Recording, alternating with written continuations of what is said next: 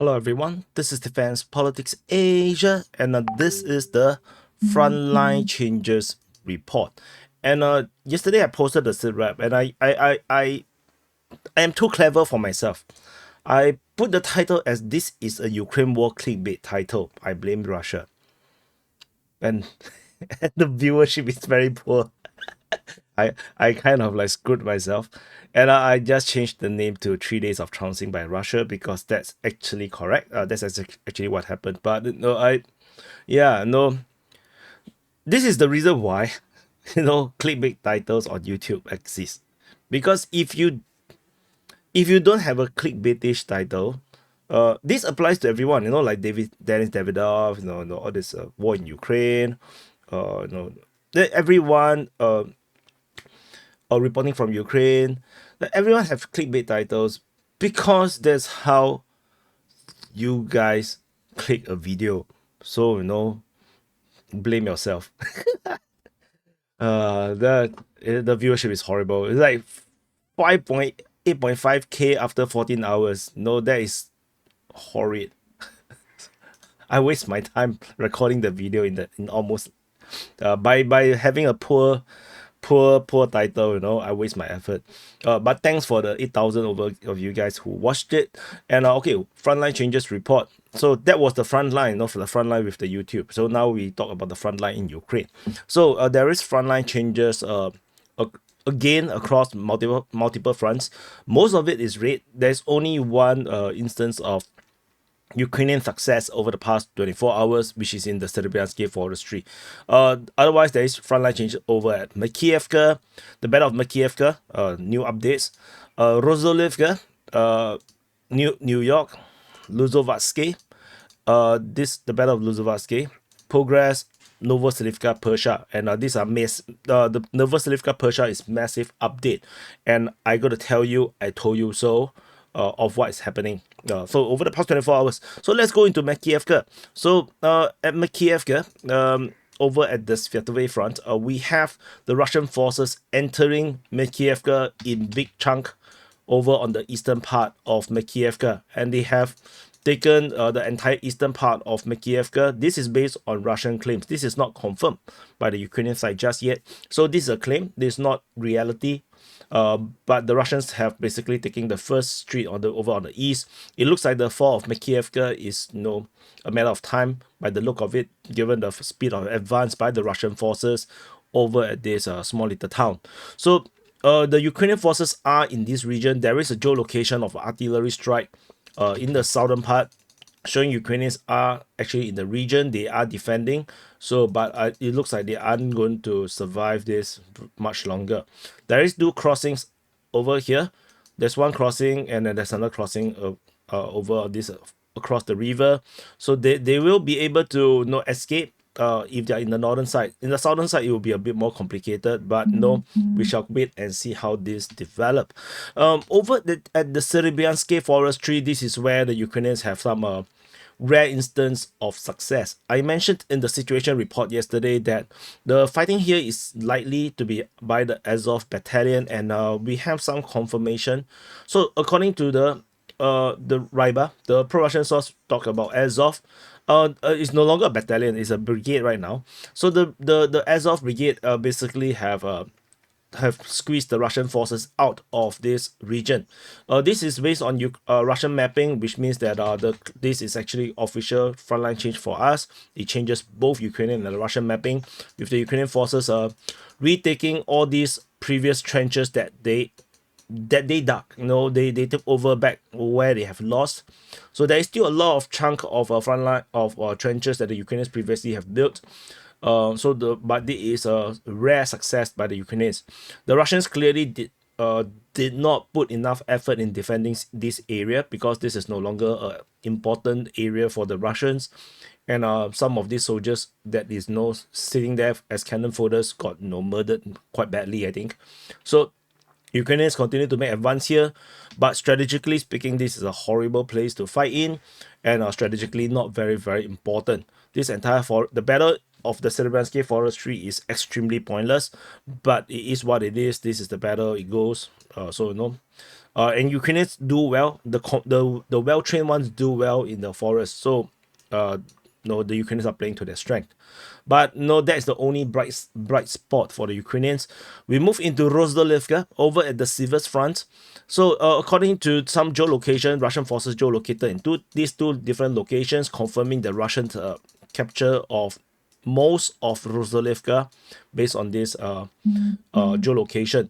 The Ukraine there is still not firmly confirmed of the rest, but the Ukrainians may still be around this area. They may still be at this very northwestern edge.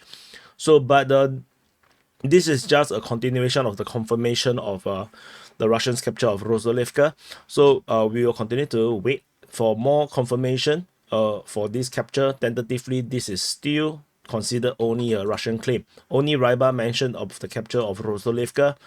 There is no one else talking about this yet. We move on away from Rozdolivka. We move into New York. So over at New York, there is finally some news. As I mentioned yesterday, that I expected some news to come soon, and we finally have this. Russian forces penetrate towards the center of New York as they continue to push through using this column of miracle. So it is maybe this is actually the beacon that the Statue of Liberty carries. So if I zoom out, so this is a very fat hand of the Statue of Liberty, and then like they are raising the hand, yeah, something like this. The hand is just getting fatter because hungry, eat a lot. So anyway, the Russians are now pushing towards the center. This is the center of Rozdolivka, and there is a railway station or railway facility in the center here. So the Russians are pushing in this direction. They have they have captured some previous industrial building or the areas.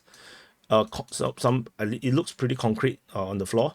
So they are pushing in this direction. I think the target is this railway station, and yeah, the Russians are still pushing. I'm not sure how the Ukrainians are doing right here. So we shall continue to wait and see how this develops. The Battle of New York is definitely still underway. But not a lot of news about the Battle of New York. So these are some of these rare instances that we have certain information. So after New York, we go into the Adivka front. So this is Adivka city. Over here, this is Adivka city. This is Adivka front.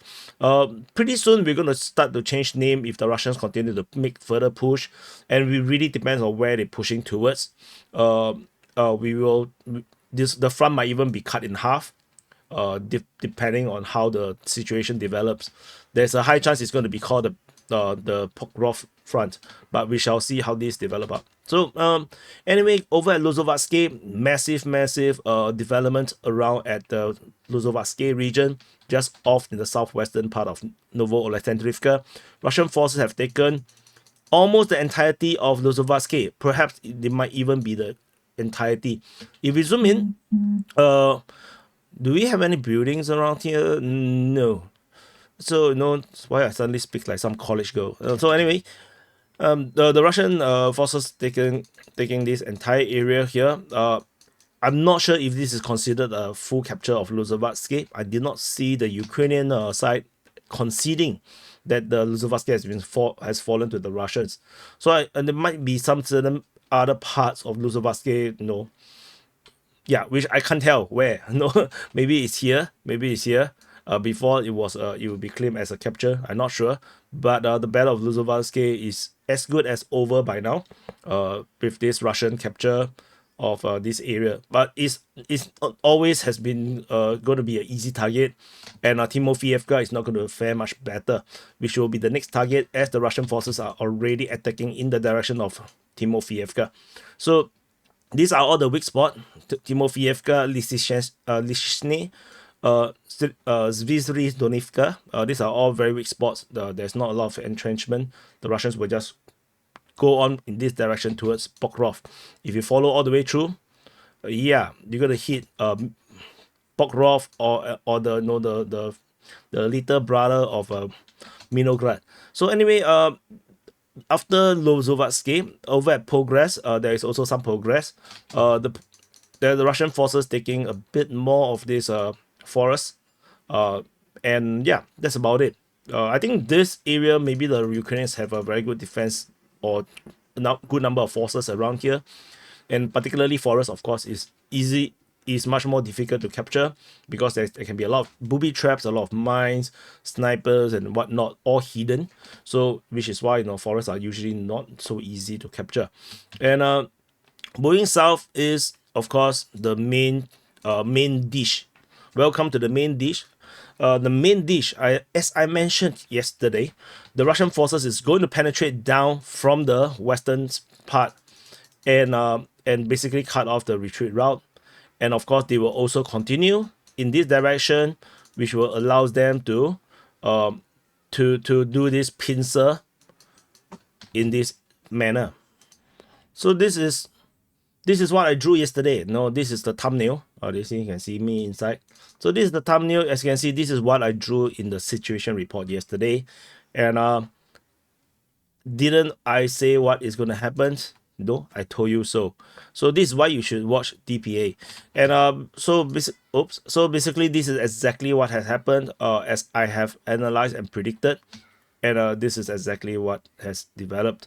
This mapping is based on information from the Ukrainian side, and the Russian forces are geolocated basically on point. It's a geolocation, and then the Ukrainians just have to accept that this is the reality. So the with this, I think with this push of by the Russians coming down on the western part, I think the Ukrainians would have to abandon the town. I don't think they will hold because the Russians will just continue to push in this direction, cutting off retreat route, and then 100% they will be encircled. Because if you look at the movement in the south, so these are the forest roads that they probably can travel through.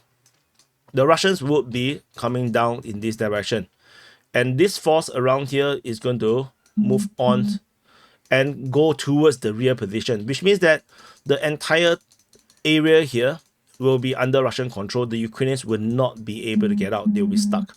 So this is why I say that the village is not holdable right now. The Ukrainians is going to have to retreat with this development, unless the Ukrainians are going to do one massive counterattack and push them back.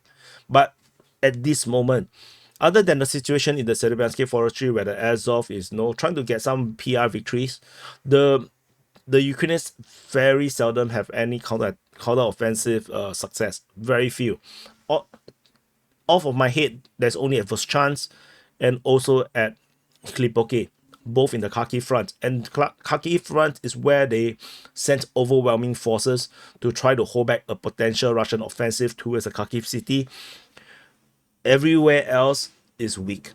So I don't expect the Ukrainians will be successful over here. So this is why Novosibirsk Persia is now on the verge of collapse. This kind of analysis I do during the situation report. So which is why you need to watch a situation report. And I know a lot of you guys don't watch it because I posted in DPA War. The reach is poorer, so subscribe over at DPA War. So the link to join the DPA War, see the icon on the left. Click on the DPA War, subscribe over there. Of course, also watch the SIP rap yesterday, which I did a massive fail by choosing a bad title. Anyway, thank you for watching. Do press the like button, subscribe, and I'll see you guys in the next update.